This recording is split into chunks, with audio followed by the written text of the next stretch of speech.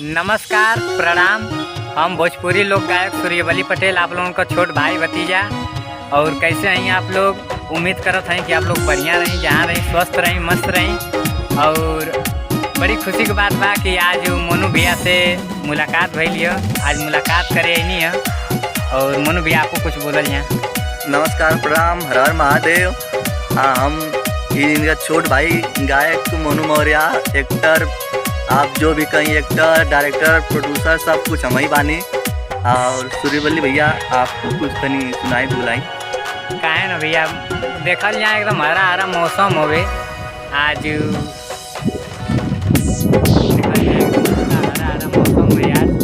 मोनू भैया का यहाँ खेत हवे, तो आज भेंट मुलाकात भइल है। कहनी है तनी आज भैया से भेंट करी, यहाँ लोकेशन डाली आप लोगों के यहाँ। देखिए एकदम मौसम हरा हरा बा। तो क्या सुनाई भैया?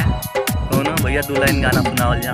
अरे गौआ के बगीचा में हो, अरे गौआ के बगीचा में आ कहीं मुस्काई के अले चल राजा मंगिया से नूरा सजाई के। ले चल राजा मंगिया से नूरा सजाई के।